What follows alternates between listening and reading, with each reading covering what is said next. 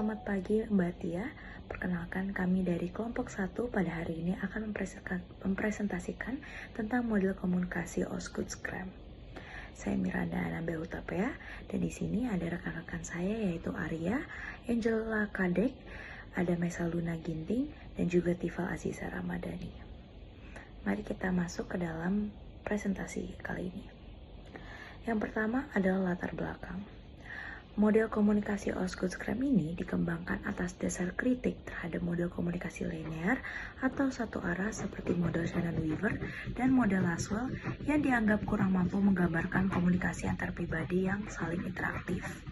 Wilbur Scrum menerbitkan buku The Process and Effects of Mass Communication yang diambil dari Urbana, University of Illinois Press tahun 1954 sebagai salah satu referensi utama dalam pengembangan model ini. Saya Arya dan saya akan menjelaskan pengertian dan ciri utama model komunikasi Osgood Scrum. Model Osgood Scrum adalah salah satu model komunikasi sirkular atau melingkar yang dikembangkan oleh Wilbur Scrum dan Charles Osgood. Berbeda dengan model linear atau searah, model ini menekankan bahwa komunikasi adalah proses dua arah yang bersifat dinamis dan berlangsung secara terus-menerus. Lalu ciri utama model Osgood Scrum pertama, komunikasi tidak hanya pengiriman pesan dari pengirim dan penerima, tapi juga ada umpan baliknya. Yang kedua, posisi komunikator dan komunikat itu saling bergantian. Jadi pengirim bisa jadi penerima dan penerima bisa jadi pengirim.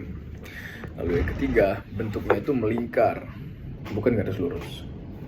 Sekian penjelasan dari saya, nanti akan dilanjutkan oleh rekan saya. Kelebihan dari model Osgood Scrum ini adalah pertama, model ini menekankan umpan balik sebagai unsur penting. Dan yang kedua, model ini menjelaskan komunikasi sebagai interaksi timbal balik. Dan yang ketiga, model Osgood Scrum ini lebih realistis dalam menggambarkan percakapan sehari-hari dibandingkan model linear atau komunikasi yang searah. Yang kedua itu ada kekurangannya. Kalau untuk model Osgood Scrum ini, kekurangannya adalah dia itu tidak terlalu menyoroti konteks sosial atau budaya dalam komunikasi. Selanjutnya itu model Osgood Scrum ini juga tidak menjelaskan gangguan atau noise secara rinci. Dan yang ketiga, model ini lebih cocok untuk komunikasi tatap muka, sehingga kurang cocok kalau untuk komunikasi massa satu arah. Baik, jadi inilah badan komunikasi yang berusaha dijelaskan oleh Osgood dan Scrum. Kita bisa lihat gambaran umumnya adalah di sini ada bentuk circular motion, yang dimana adanya komunikasi dua arah, tidak hanya satu arah. Jadi kita bisa lihat nih, yang pertama dari pojok kiri ada encoder, interpreter, dan decoder. Jadi di setiap sisi ada tiga peran tersebut, karena dimana encoder sebagai komunikator, orang yang memberikan pesan di sini yaitu message yang diberikan kepada decoder sebagai penerima pesan atau communicate. Nah, apakah itu interpreter? Interpreter adalah ketika decoder tersebut menerjemahkan dan memaknai isi dari message atau maksud dari message tersebut. Nah, kemudian interpreter yang sudah menerjemahkan akan memberikan pesan tersebut, message tersebut kepada encoder lagi, karena adanya persamaan dalam experience dan dalam knowledge yang kita sebut dengan field of experience. Nah, di sini karena ada kesamaan, ada pertukaran pesan lagi, pemberian feedback dari decoder kepada encoder. Di sini jadinya decoder berperan sebagai encoder, dan encoder yang tadi semulanya memberikan pesan sekarang menerima menjadi decoder.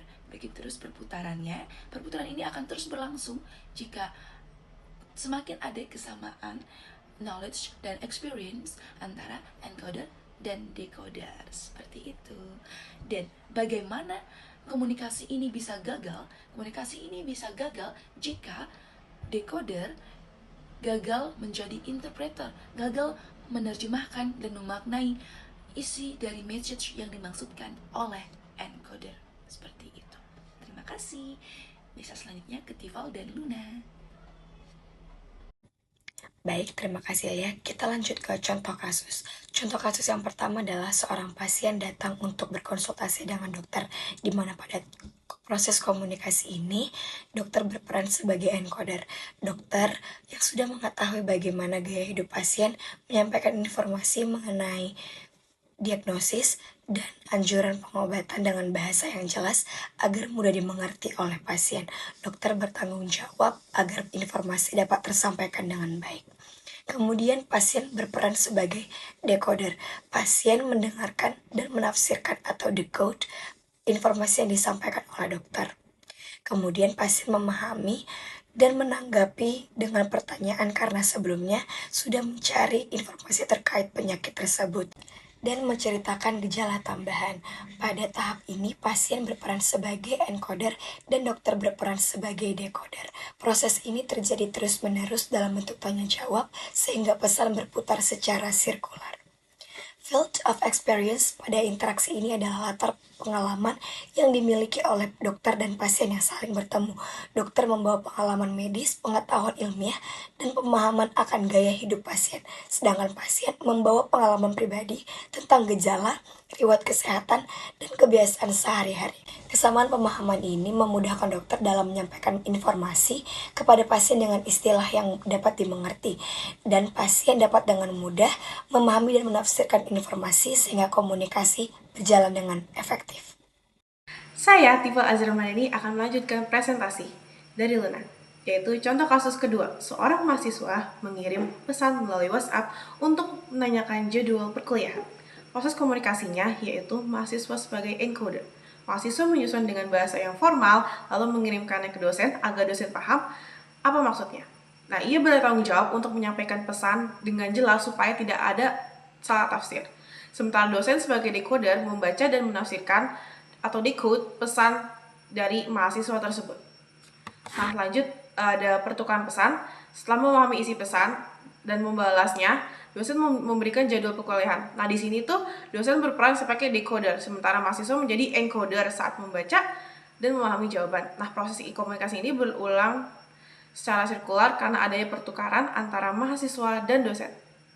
Nah, field of experience-nya ini, mahasiswa membawa pengalaman sebagai mahasiswa aktif yang terbiasa menggunakan WhatsApp sebagai komunikasi akademik, serta dosen membawa pengalaman sebagai pendidik yang memahami pentingnya komunikasi dengan jelas dan kebiasaan menggunakan WhatsApp sebagai koordinasi dengan mahasiswa. Nah, kesamaan latar belakang akademik ini membuat komunikasi lebih efektif.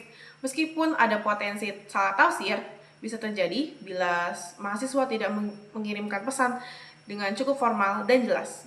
Terima kasih.